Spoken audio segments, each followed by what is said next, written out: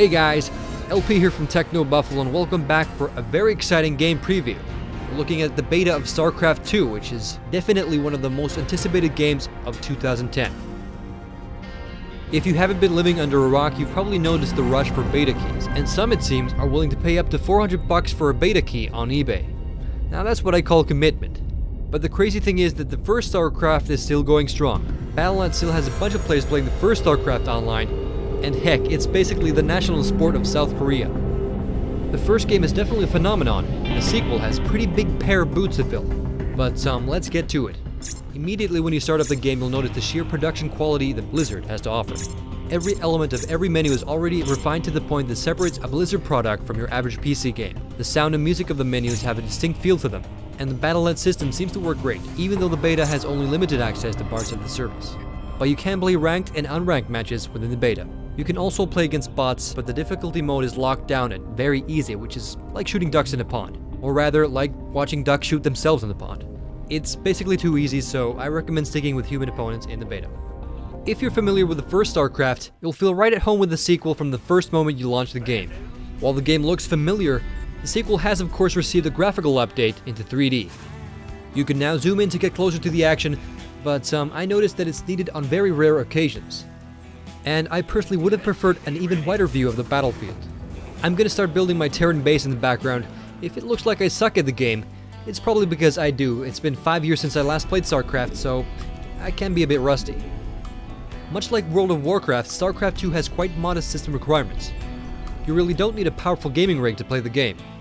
I have a couple of year-old higher-end rig that these days can be considered as mid-range.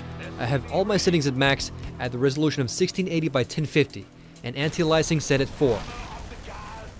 And to my surprise, the game runs smooth even when the battle gets hectic. While the graphics look great for the most part, I would have liked to see some even higher res textures. Zooming closer to the battlefield revealed some pretty soft textures here and there. Hopefully it's something that can be remedied for the final release of the game. Gameplay-wise, StarCraft 2 is still the same old game at the core. The three old races Terran, Protoss, and Zerg clash once again on the battlefield, but before they do, harvesting minerals and Vespian gas is still the first thing you'll have to devote your resources to. The Terran rely on heavy machinery and warfare, everything from your standard marine to your nuclear missiles. For the most part, the Terran operate in small numbers, but they still have the tendency of serving the enemy with a substantial amount of lead. In StarCraft 2, you can now upgrade your command center into an orbital command or planetary fortress, which both provide their own unique enhancements. The orbital command will let you scan the battlefield and reveal your enemy's doings under the fog of war. You can also now call down a meal to significantly increase the flow of minerals. The planetary fortress upgrade brings with it some defensive enhancements, including a pretty massive turret. The standard units in the Terran camp are still the same. You'll find your typical Marines, Ghost, and Siege tanks, but there are a bunch of new ground and air units, including the Marauder, Reaper, Helion, Thor, Viking, Medivac, Banshee, and Raven.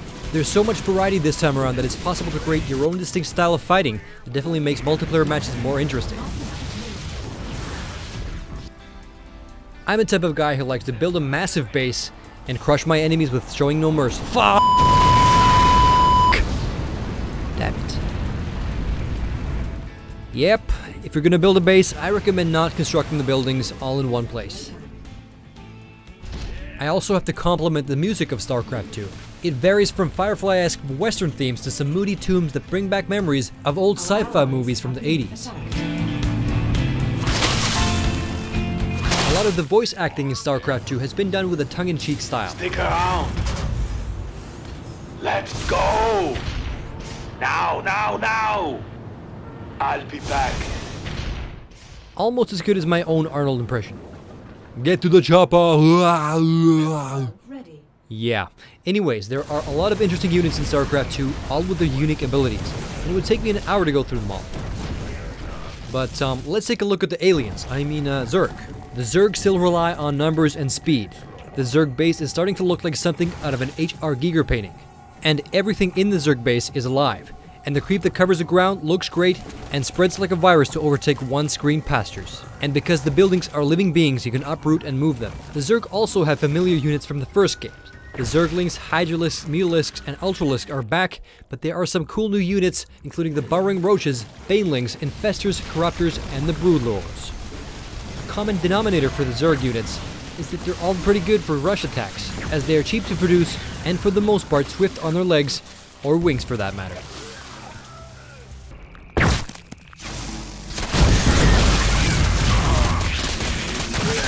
The sheer mass of the Zerg army is what I enjoy most, and there's nothing like attacking your enemies with a locust swarm of Zerglings. But on the downside, it's most depressing when you're the one being consumed by the swarm. The roach units are also a nice addition as they are capable of burrowing and moving underground. This opens up possibilities for various surprise attacks. The Infestor units have some pretty neat skills as they are capable of releasing neural parasites that take over the minds of enemies for short periods of time. Overall, the Zerg are a colorful bunch. Personally, I'm not a big fan of bugs, but the Zerg still are fun to play with, and sometimes quite annoying to play against, especially if you're playing against a South Korean.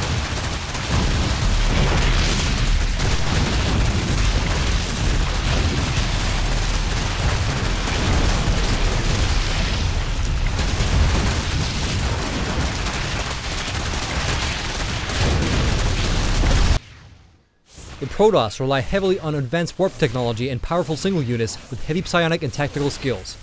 The Protoss units also have their defining tricks up their sleeve, including warping buildings and units anywhere where there's pylon power. You only need a single probe to warp in a whole defensive array, but of course once the pylon is taken out, the turrets go offline. The Protoss warping effects themselves look pretty amazing from a visual standpoint. Looks like a tiny event horizon or a kind of wormhole type of thingy.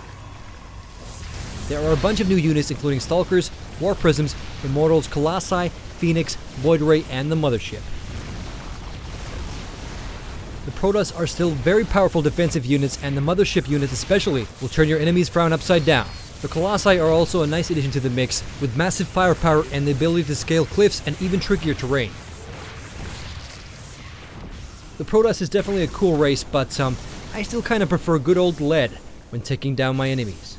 So the Terran is definitely my race of choice. What do you play with? With the sheer amount of different units and abilities, it's quite impressive that they've been able to keep the three races as balanced as they are. Each race has their strengths and weaknesses, and knowing your own attributes and the enemy's failings will play a key role on the battlefield. Overall, it seems that Starcraft 2 is shaping up nicely. I did not discover any game-breaking bugs, or any major faults to the game.